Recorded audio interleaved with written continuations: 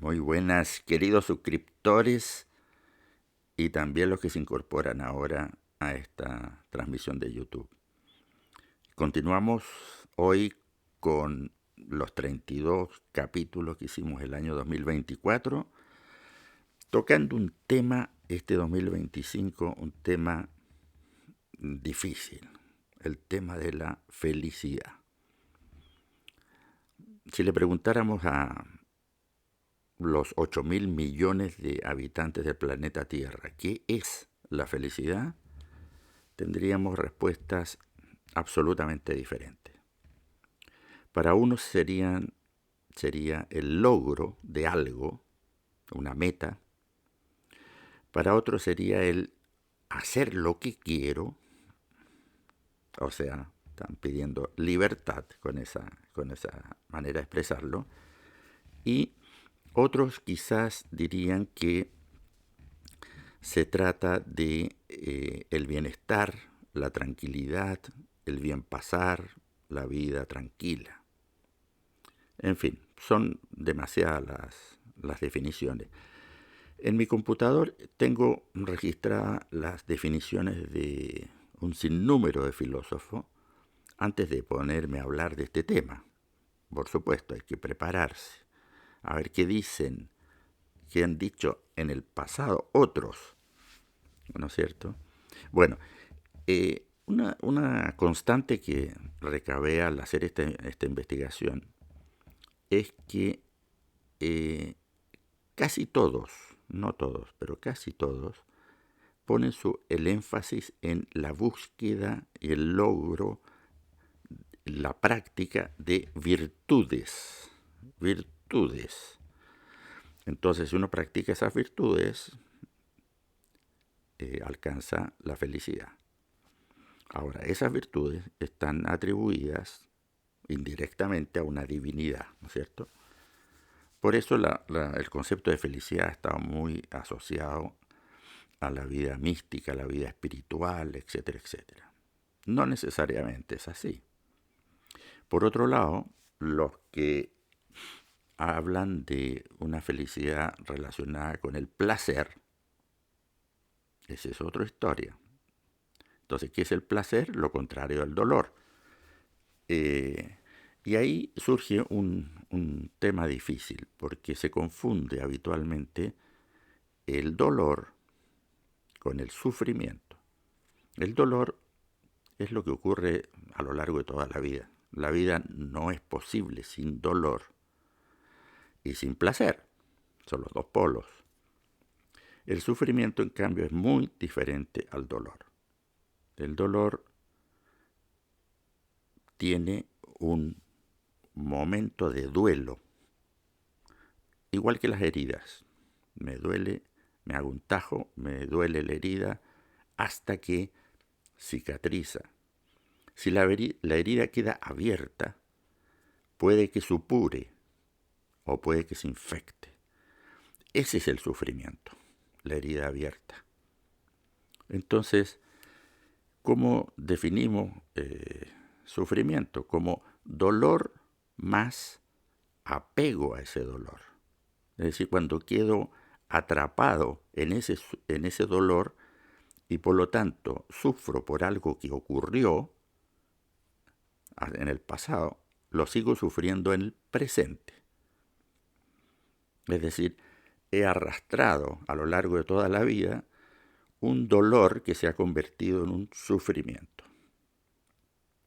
¿Se entiende?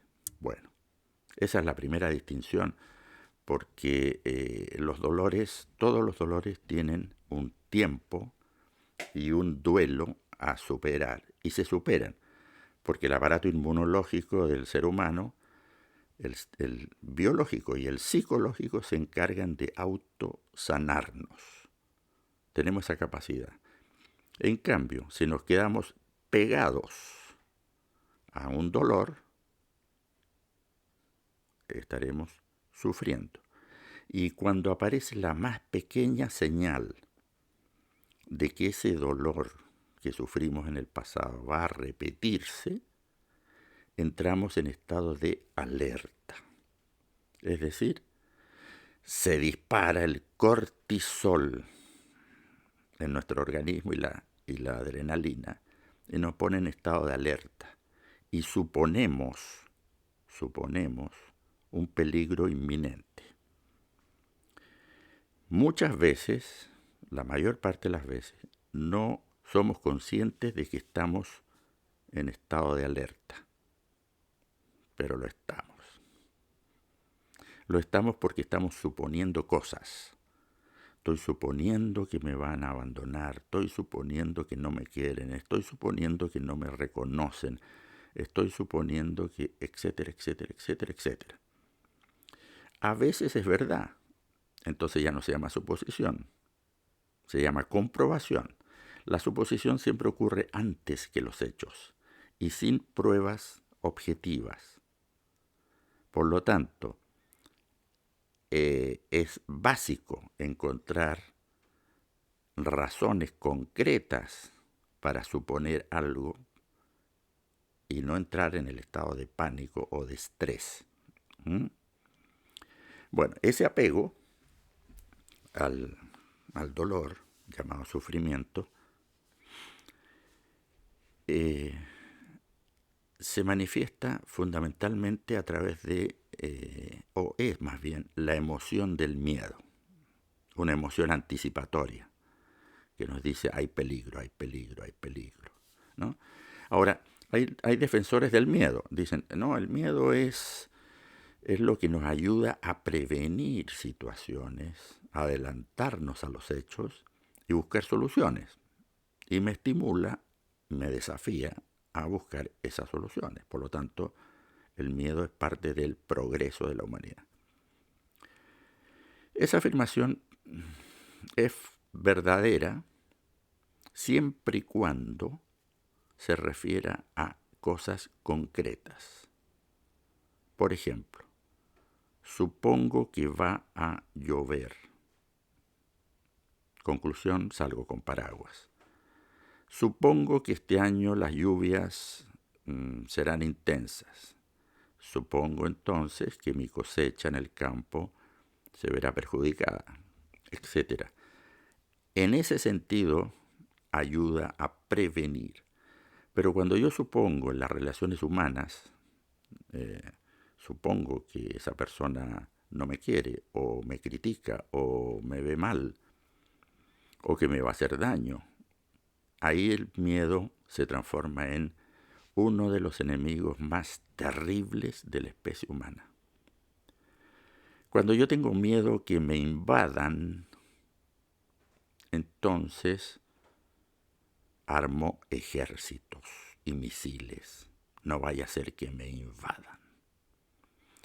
Cuando tengo miedo de la diferencia de los demás, como los veo como peligrosos, a los inmigrantes, de gentes de otras razas, entonces me transformo en un intolerante, en un discriminador y en extremos un genocida.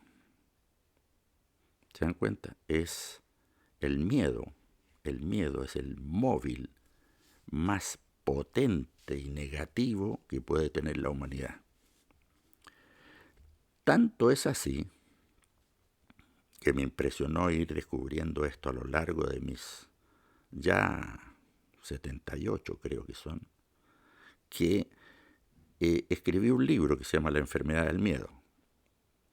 Y ahí describo los miedos típicos, basales, de cada una de las 9 tipologías de personalidad.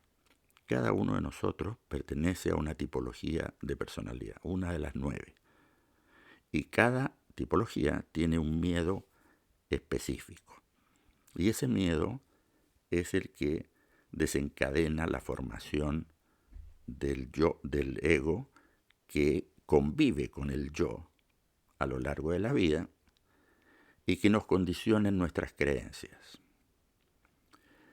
En ese libro también describo los 15 miedos colectivos y los 4 miedos existenciales.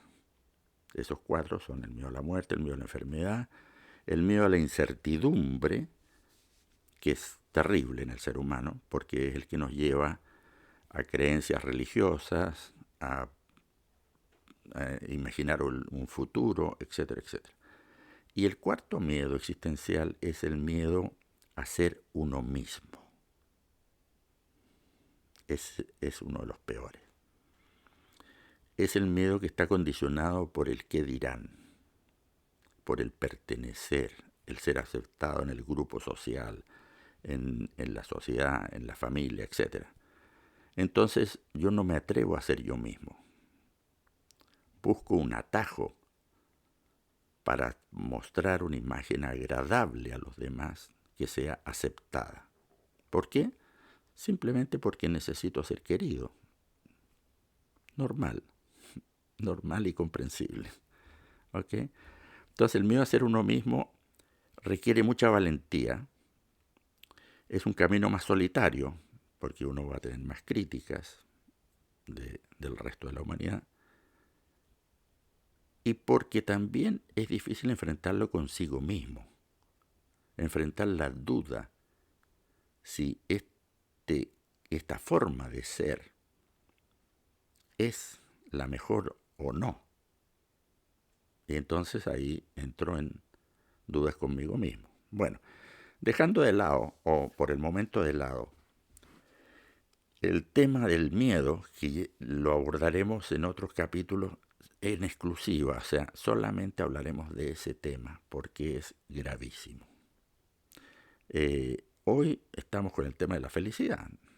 Entonces la felicidad es lo contrario del sufrimiento, ¿no? Por eso esta breve introducción. ¿Y qué decía Buda del sufrimiento? Que la causa era el apego. Pero Buda no se refería tanto al apego que mencioné hace un momento, que es el apego al dolor. Eso no lo menciona. Habla del apego a lo terrenal, a los bienes, a las posesiones, incluso a una autoimagen sobredimensionada de lo que realmente yo soy. Bueno, ese apego es la consecuencia de algo. Y en ese sentido, habría que, con todo el respeto del mundo, discrepar de Buda, metodológicamente, no en el espíritu. Porque Buda está hablando de una consecuencia. Entonces, lo que yo postulo es que para buscar una causa tenemos que remitirnos a qué desencadena el sufrimiento. Y es ahí donde surge y retomo el tema del miedo. El miedo, según yo, es la causa del sufrimiento en el ser humano. Imaginemos un mundo sin miedo por un momento. No tendría miedo a otras naciones, no tendría miedo a mi vecino, no tendría miedo a nada, a nada. Sería un estado de placidez, pero absoluta, donde el cortisol casi se me iría a cero.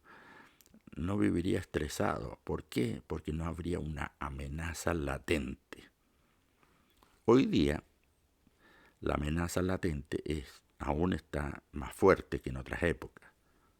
Estamos en un momento de la historia de la humanidad bastante complejo, difícil, turbulento. Las instituciones se han ido desplomando una a una. La credibilidad de los representantes nuestros en la política, en la iglesia, en la justicia, etcétera, etcétera.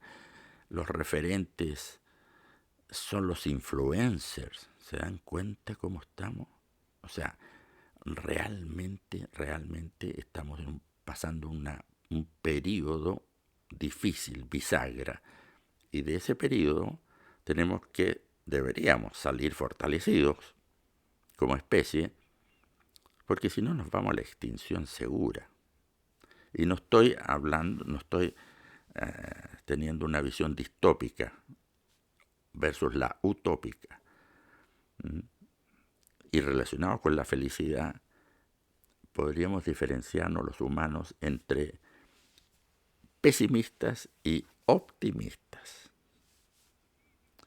A mi juicio, ser pesimista y ser optimista es igualmente estúpido. El pesimista vive atrapado en el pasado. Las cosas nunca cambiarán, incluso serán peores. Y el optimista se basa en utopías de cómo debería ser el mundo y por lo tanto, al tener tantas expectativas, sufre de las respectivas frustraciones. Entonces, frustración es aquello que está al interior de cualquier expectativa. ¿Por qué? Porque nos aferramos a un resultado concreto. La expectativa tiene relación directa con un resultado que yo fijo en mi mente y creo que así tiene que ser la vida. A diferencia de la expectativa está el deseo. Deseos son maravillosos. Podemos tener todos los deseos que queramos siempre y cuando el deseo no nos lleve a tener que cumplir con un plan estricto de resultado. El deseo implica una valoración profunda de los procesos. Y en eso los orientales nos llevan bastante ventaja. Los procesos versus resultados. Los resultados son los que resultan. Por lo tanto, si he tenido un buen proceso, el resultado será siempre bueno. Es como el dinero. El dinero no es un objetivo. Es el resultado de haber hecho las cosas bien. Salvo los que hacen cosas feitas para conseguir el dinero, ¿no es cierto? Los corruptos. Eso es otra categoría. Bueno, entonces, ser pesimista y ser optimista, igualmente estúpido. Lo que hay que ser es realista. Es decir, atenerme a cosas concretas, reales, objetivas, y reaccionar en consecuencia. Si ustedes observan a una mascota, un perro, el perro no supone nada, reacciona en consecuencia del estímulo que está recibiendo. Y no necesitan ir a un psicólogo ni tomar Rabotril. Viven felices. ¿Por qué? Porque están insertos en lo que yo llamo la naturaleza. La naturaleza es perfecta. Absolutamente perfecta. No es necesario, nunca a nadie se le ha ocurrido criticar a una nube porque está mal ubicada en el cielo. A nadie se le ha ocurrido decir ese árbol en el paisaje debería estar 2 kilómetros más allá. A nadie se le ocurren esas ideas. A mí se me ocurren como ejemplo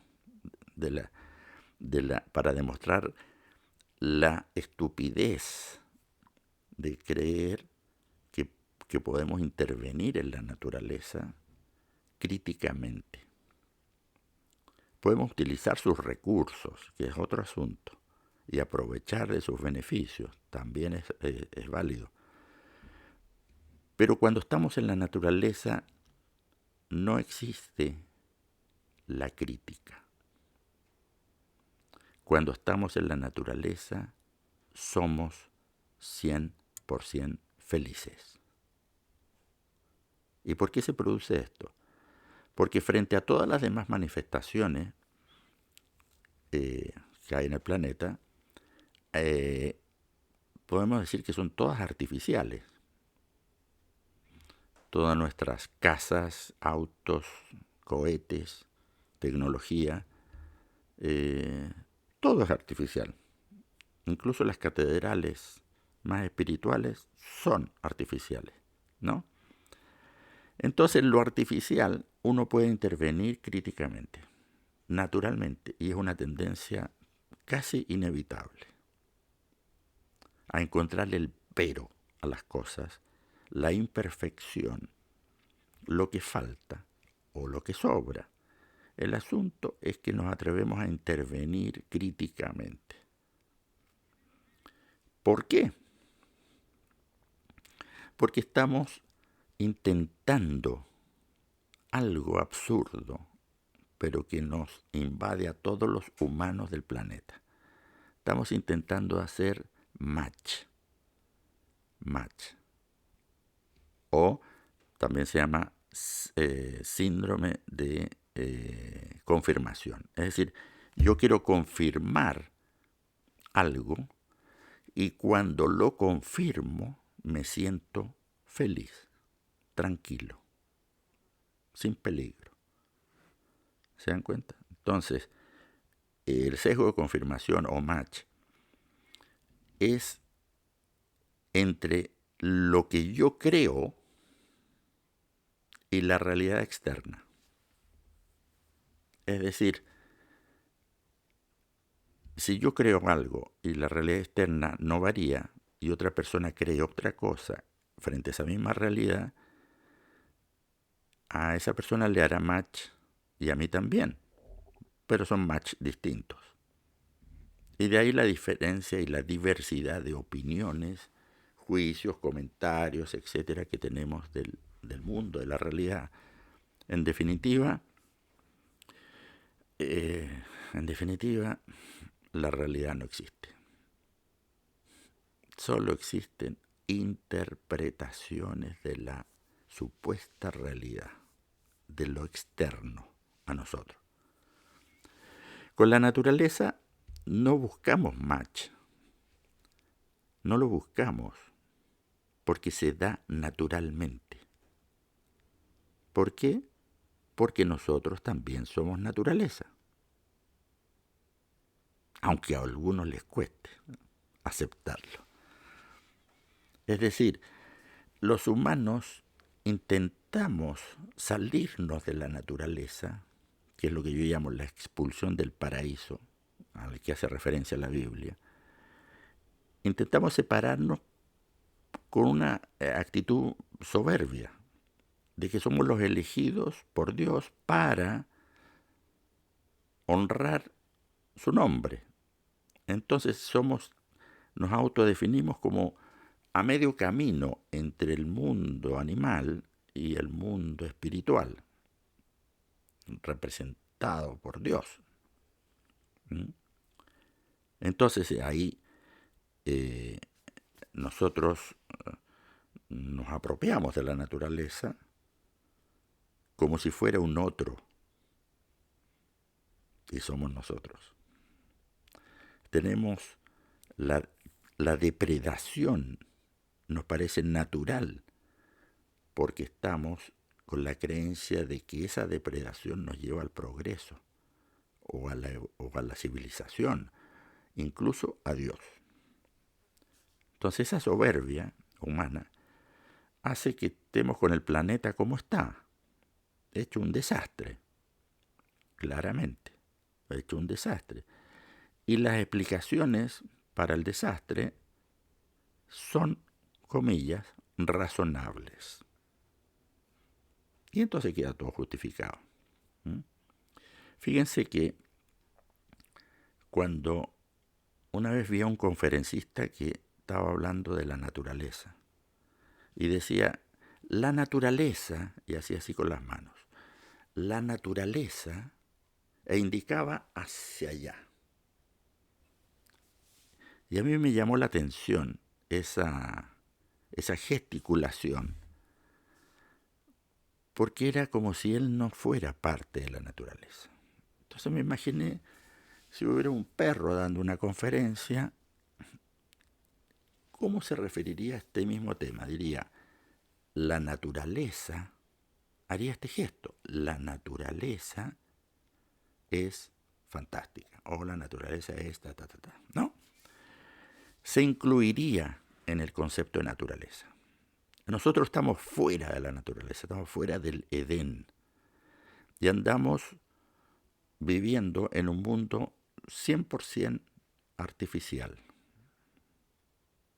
Y eso hace que se acentúe nuestra necesidad de buscar match para poder tener certeza de que lo estamos haciendo medianamente bien. Esas certezas se sienten cuando coincide una creencia con lo que yo estoy observando fuera de mí.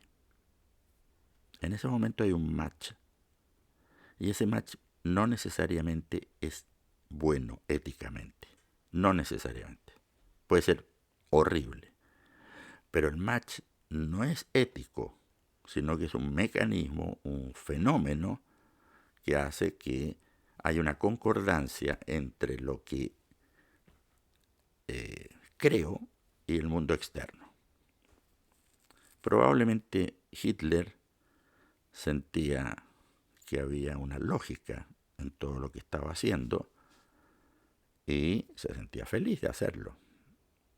Y de hecho seguía adelante y más, quería más y más felicidad. Entonces se dan cuenta que el match no es necesariamente algo positivo, es solo un mecanismo y por lo tanto lo que tendríamos que revisar los humanos son nuestras creencias. Y este es un gran capítulo que lo veremos solo en otro video más adelante. Las creencias, ¿en qué creo? Y no me refiero a las creencias en Dios o en los políticos o en las ideologías o en las cosmovisiones. ¿Qué es lo que creo de todo? De todo. La prueba que yo hago siempre en los talleres es anoto una palabra en un pizarrón. No se llaman pizarrón hoy día, obviamente. Y le pido a los asistentes que cada uno, sin pensarlo, diga lo primero que se le ocurre respecto a esa palabra. Entonces anoto, por ejemplo, dinero. Entonces el primero dice, el dinero corrompe todo. El segundo dice, no, el dinero da todas las posibilidades para la vida. Hay otro más condescendiente que dice, el dinero financia la felicidad. Y se hace el divertido con esa frasecita, etcétera. Va a haber tantas opiniones como asistentes haya en esa reunión. ¿Qué quiere decir? Que el dinero en sí mismo no existe. Existen los billetes, sí, pero existe una interpretación del significado de lo que es el dinero en la vida. Solo una interpretación. Y eso va a depender de las creencias.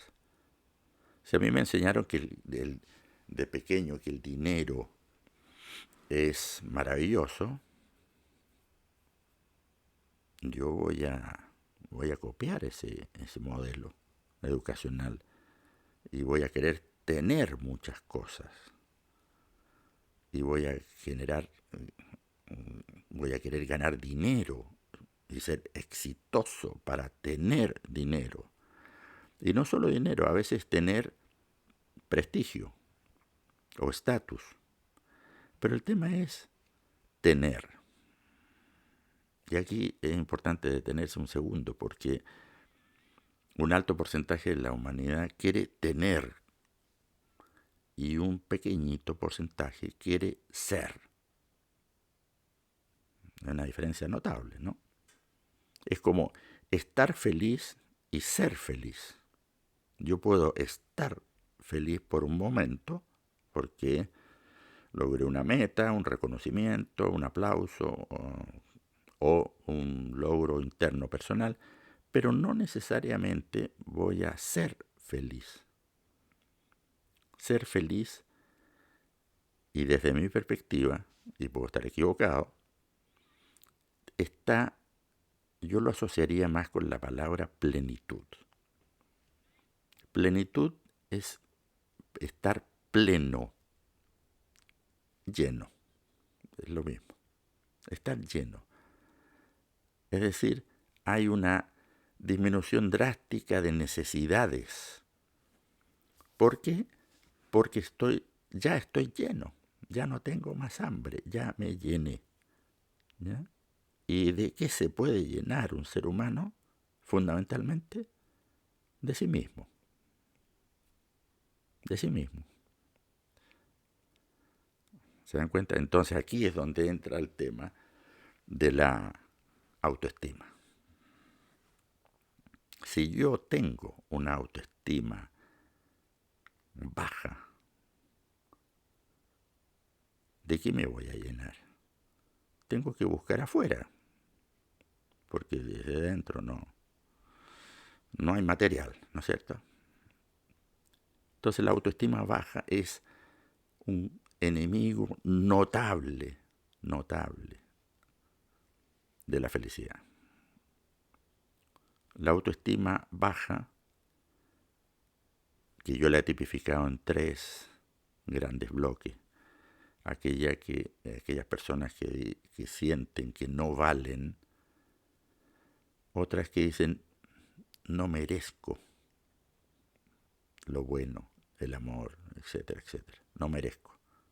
No, tengo que hacer méritos para lograrlo. Y el tercer grupo es la autoestima de muchos, que es no seré capaz de algo.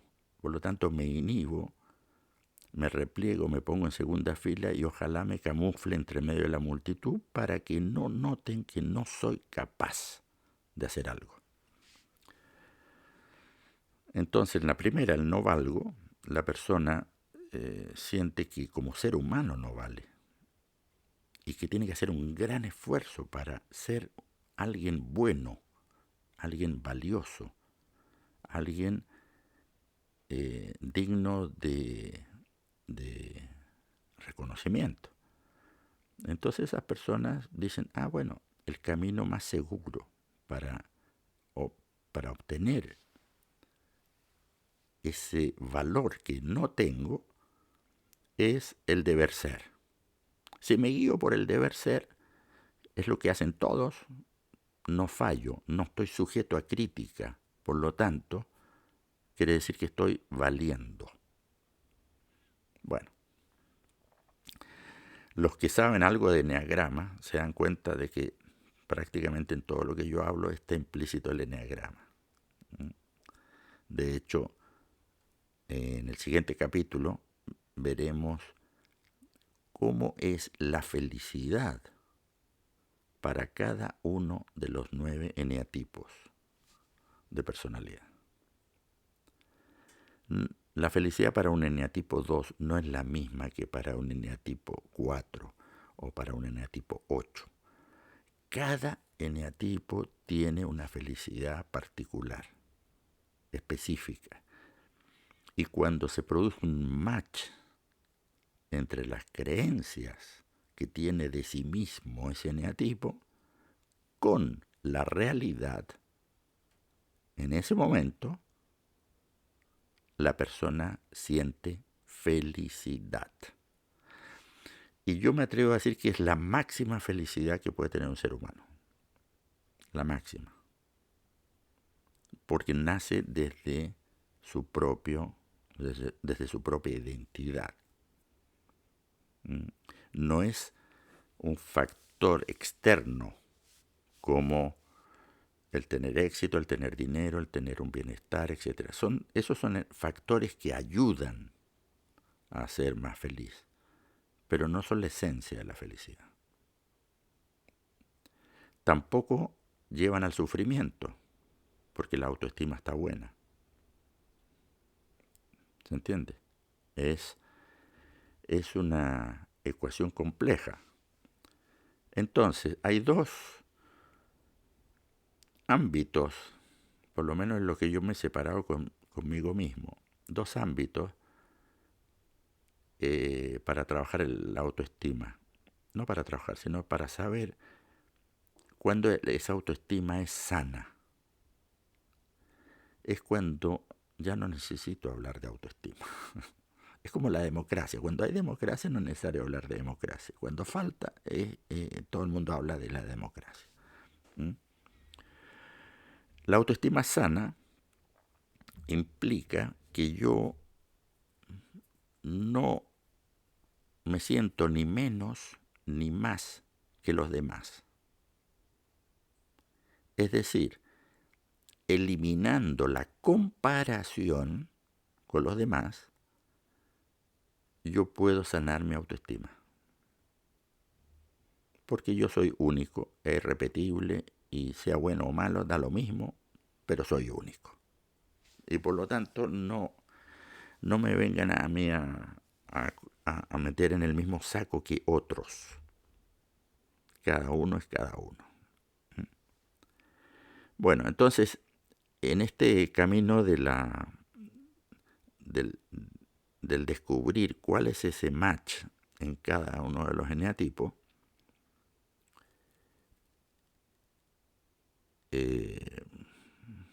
que llevan a la sensación de felicidad. Y digo sensación de felicidad porque es una sensación simplemente, no es la felicidad.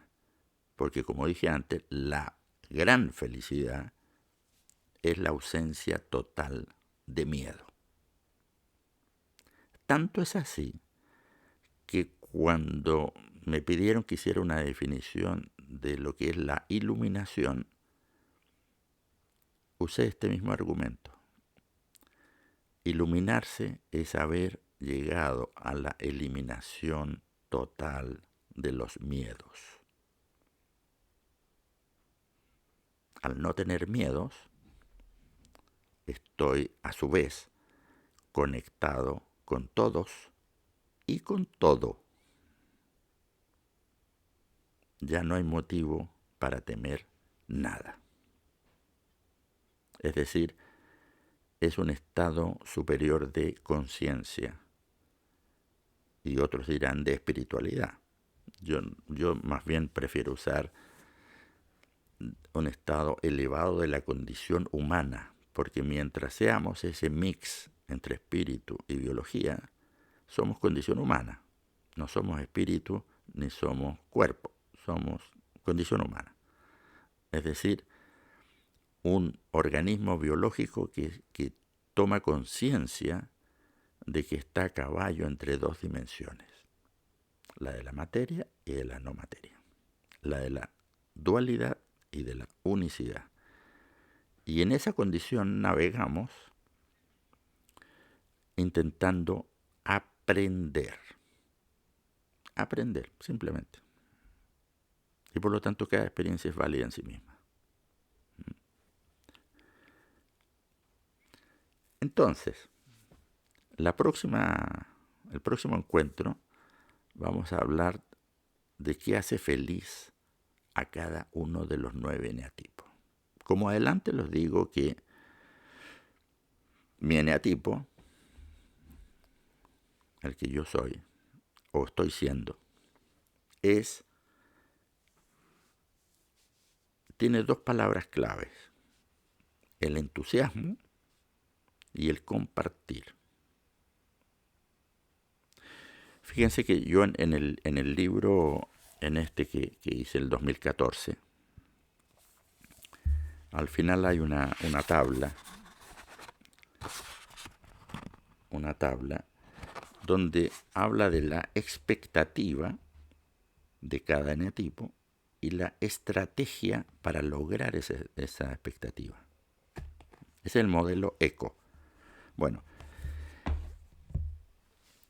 esas 2 palabras, la expectativa, en el caso de mi eneatipo,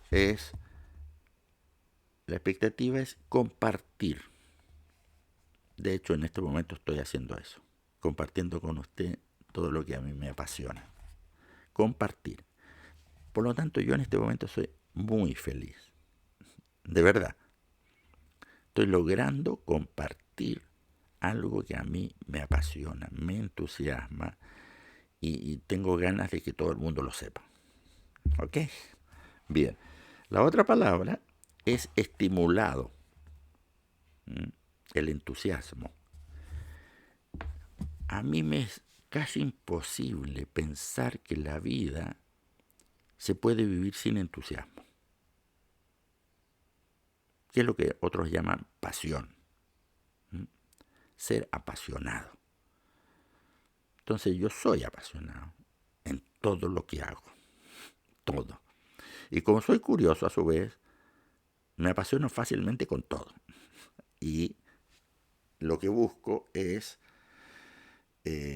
al buscar esta sensación de estímulo, de maravillarme con las cosas, y lo más importante ahí es la naturaleza, pero me maravillo con el comportamiento humano, el comportamiento de la sociedad, el comportamiento de la política. Me interesa todo. Puedo estar enfermo también. Bueno, como me interesa todo, busco también compartirlo todo. Y ahí viene la frustración. Y es algo con lo cual tengo que luchar permanentemente. Tener conciencia de que el entusiasmo de los demás no necesariamente es el mismo que el mío. No es fácil, para mí. Para otros es fácil. Para mí se me hace difícil. Y el interés por todas las cosas que yo tengo, dada una natural curiosidad desde niño, hay gente que no le interesan ciertas cosas. Y desbloquean y bajan la cortina y dicen, no, ese tema no me interesa. No. Yo soy muy peligroso con el control remoto del televisor porque me interesan todos los YouTubes y todos los programas, lo que venga. Y paso de un YouTube de tipo histórico a uno espiritual y a uno de fenómenos paranormales. Me interesa. Entonces, cuando a mí se me dan esas dos palabras, es el 100% de la felicidad.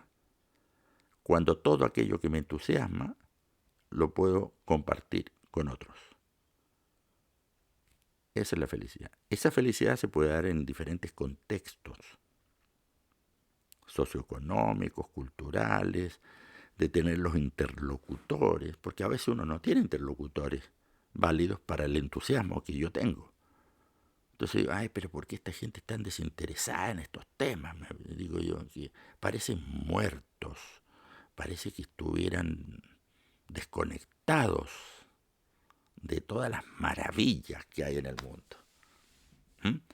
Bueno, eso es un anticipo y les cuento mis dos palabras clave, pero veremos con cada eneatipo cuáles esas claves de felicidad para que tampoco no nos confundamos con la satisfacción, con los logros, con los reconocimientos externos, con la situación económica, etc.